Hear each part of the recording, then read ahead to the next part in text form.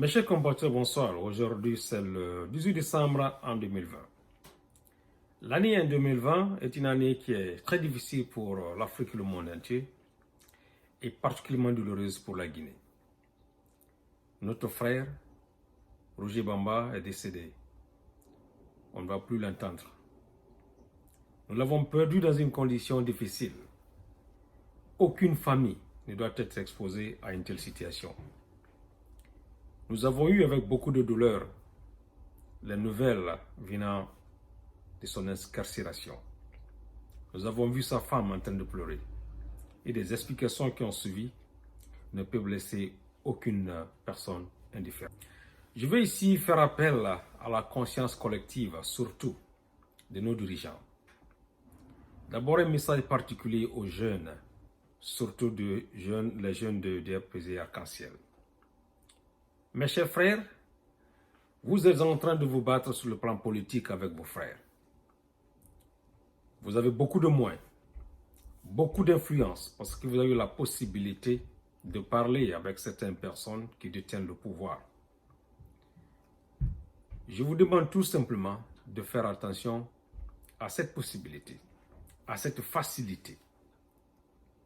Les circonstances qui ont suivi la mort de notre frère, il semble que son arrestation est associée à un texte qui a été envoyé à un des communicants du RPG. Que cela soit vrai ou pas, mais c'est une occasion pour qu'on se remette en cause. On pense un peu à nos pratiques.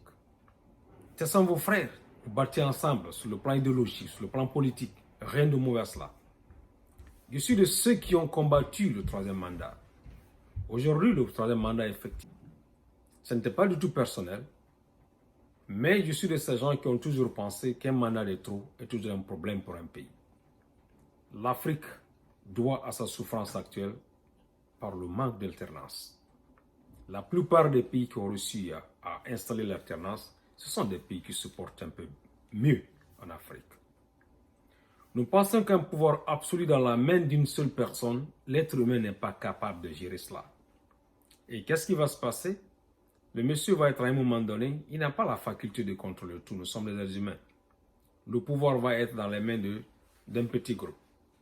Ils vont gérer le pays de la façon la plus difficile possible.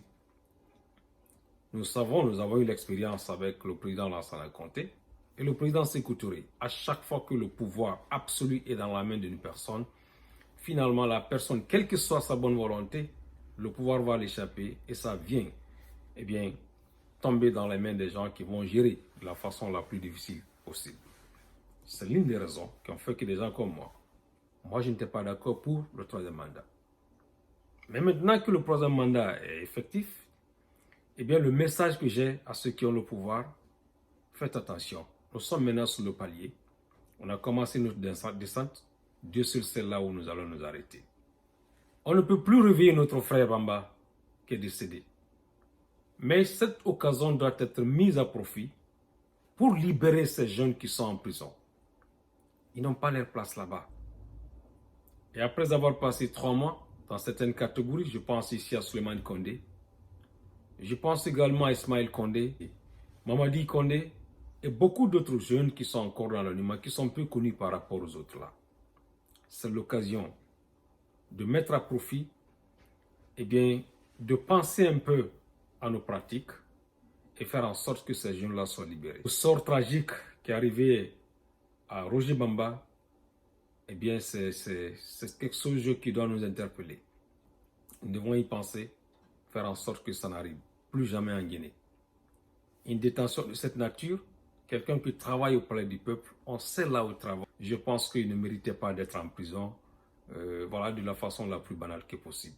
C'est l'occasion de m'incliner une fois de plus devant la mémoire de tous ceux qui sont tombés, la mémoire de notre ami Roger Bamba, et toutes mes condoléances à la famille guinéenne, à la famille politique et sa famille biologique. Une fois de plus, merci pour le temps d'écoute. C'est votre frère, Elhadji Abdoulaye Souma. Que Dieu bénisse la Guinée et les Guinéens. À bientôt.